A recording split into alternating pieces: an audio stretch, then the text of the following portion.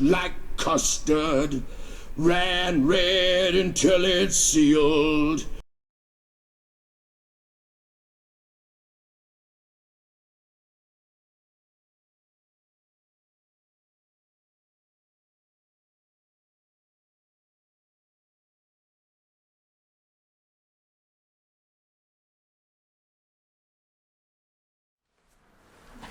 With your previous paintings, for example, Captain Beefheart, as it's a portrait, I was wondering, does these faces of people include yourself? It's good, yeah. One person said to me when I painted Captain Beefheart that he wondered if my face had been a part of the construction of the painting.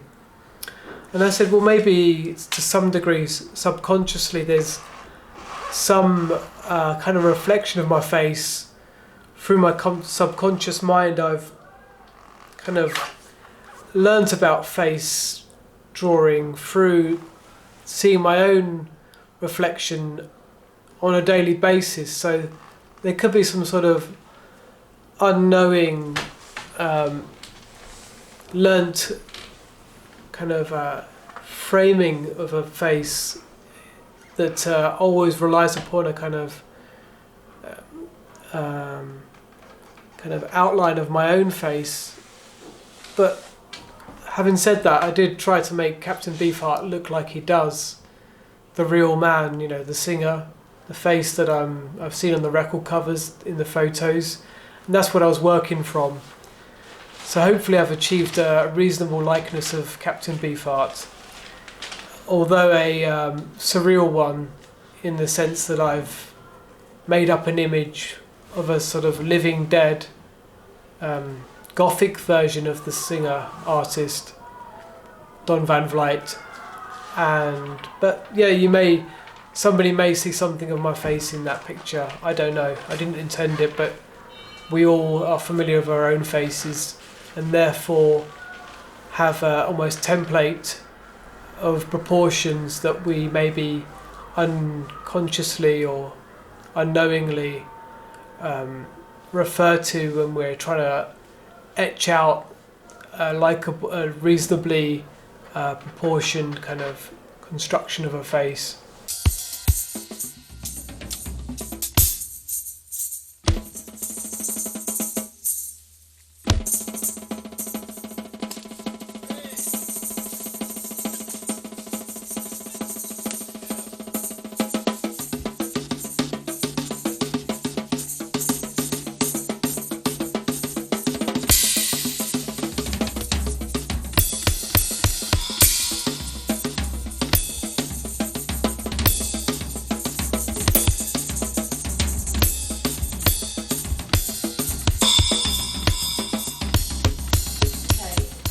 I have a question about your sketches called Rotting Fruit. I was wondering why the first sketch was abstract and the other two are much more detailed. Why was that? The first one was like the fruit's in a good state of shape, and you feel it's more refined, do you? You say yeah, it's much more like abstract. It's not very refined. It's not detailed. The other two sketches are, you can see there's more shadows in there. There's more shape, like in realistic form of a banana or rotten fruit. This is just pure abstract. Not pure abstract, but it's less detailed. Yeah. Okay, yeah, I see what you mean. Yeah, the picture is, it's more kind of very flat looking. It's a composition with the triangle in the background, or triangles, a kind of pyramid of shapes that form. And that's in reference to its preparation. It's a preparatory study for a large canvas, so I'm looking at the background of that canvas that I intend to paint a still life onto. So with that in mind, I am drawing the outline of the fruits in relation to the background and thinking about the composition and how this can become an intrinsic part of that painting, the large canvas. So it is a preparatory study. The other two, Rotting Fruit 2 and 3, the fruit is in a more interesting state of rotting by then, and there's little thought for the background other than putting any energy into it, and therefore I'm more focused on the details of the rotting fruit and its composition within the fruit bowl. So I'm taking a bit more time to look at the actual structure of the fruit, the balance of it, where it's positioned in the bowl, how the bowl looks. So I'd say they're kind of works of art in themselves, not just sketches. They're finished pieces. With the final piece, the canvas, the painting, what would be the main subject in the painting then? As these studies are like prep studies for this final painting. Well, the main painting is about, it was originally about a friend of mine, Nadia, who was sharing my studio for a few years, and quite liked to smoke and sit when she wasn't painting, and could happily sit there for a long time. And so I came up with this idea of her painting in this kind of frozen state, in a kind of gothic black and white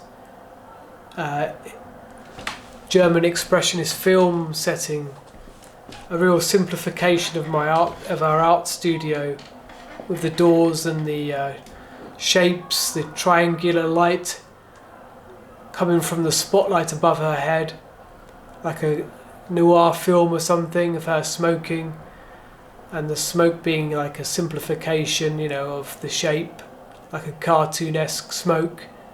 I was going to call it Chain Painter. Her with her brushes and her with her cigarette. Kind of dramatic scene, and within that composition would be the rotting fruit, in reference to the passing of time in the studio. Yeah, that's the purpose of the fruit. It tells part of the tale that time is ticking and she's not moving, she's just smoking. Has there been an artist that it inspired you with this subject for this painting you're talking about? More than one artist. I mean, talking about German expressionist film and moving away from painting, but have to say that the film The Cabinet of Dr. Caligari was a major influence on that theme. The somnambulist, kept in its coffin, alive but like a zombie. The dramatic scene of that, and the shape of her eyes, similar to the somnambulists, those big, bold, wide eyes of the creature or person in that film inspired me. Painter-wise, I think of Mondrian, the geometries of his compositions, and Picasso's Guernica. It's not like it, but the idea of the spotlight over the figure, like the screaming horse in Guernica. A number of artists, I think, I could keep on listing them, but I'm not sure which are more important. But the ones I've mentioned, Picasso and the filmmakers that made that film, and the way it was composed, the drama of the scenery of Caligari's film. Yeah, that's in essence what inspired me, I think. Okay, thank you. I'm looking at the private lives of people on the internet, or the not so private lives, things you can discover when you're in the mood to view erotic or sexual acts on screen. So those things are intriguing because it's part of modern life, really, that many of us go online to seek excitement of some kind, and the online drama of seeing somebody or a group of people or a couple enjoying those acts. I find it an interesting subject to try and tackle. I want to get a modern take on it, a contemporary take on what I'm seeing. So I want to portray the wonderful positions, poses, in the best possible way I can. Both beautiful things, ugly to some extent, but I'm seeking kind of an extension of the classical nude in the modern era of video cam exposure of one's body. With these ideas, how would you display them on canvas or on the wall, on paper? Yeah, I mean, I do paper studies, and they often develop into full worked-up paintings. But the idea is to produce canvases of these things. I prefer the surprise element of showing you what I do, rather than describing all the details of it. But watch this space, and I'll show you those canvases in the future.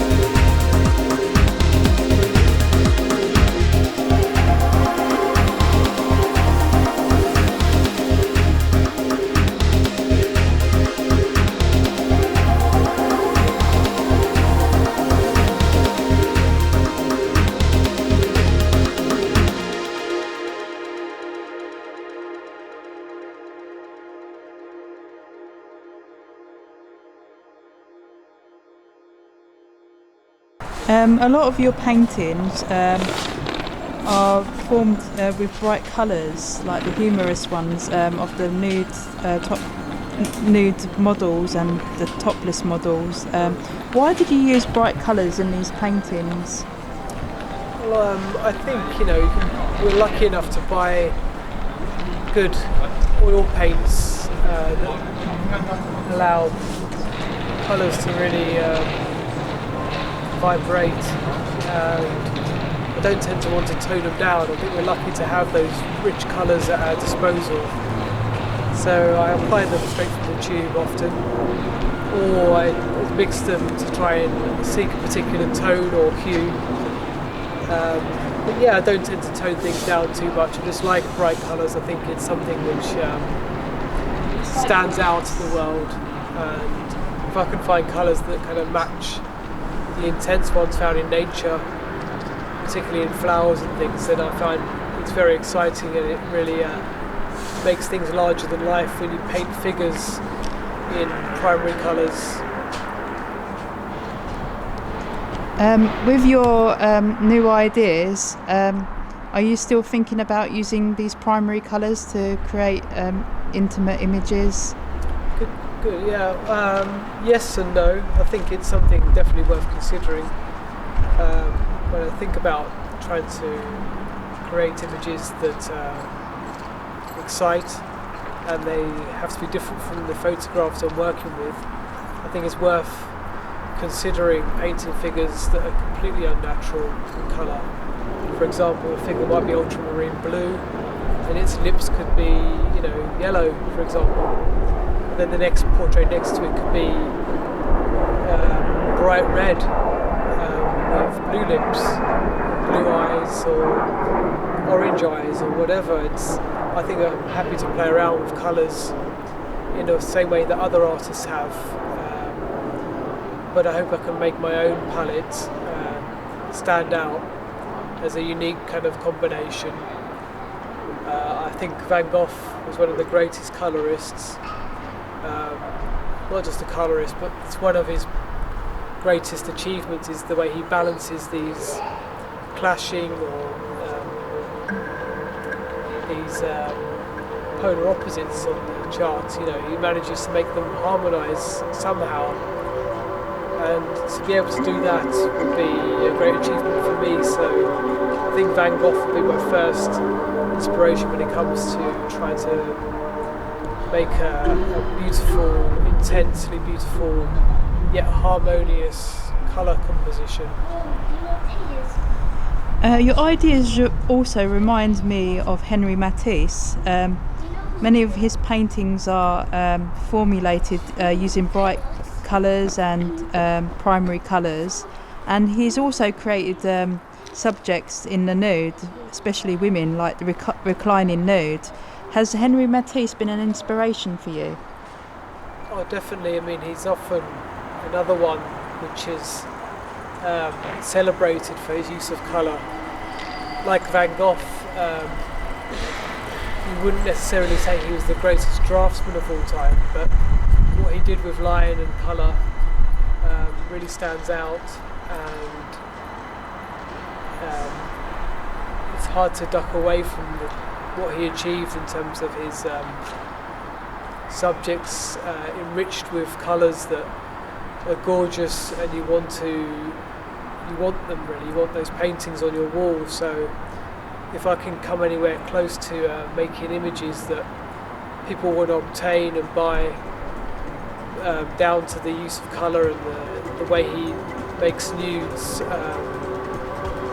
attractive, if I can try and achieve a similar kind of beauty in my work, then that's what I hope for, that's what I aim for.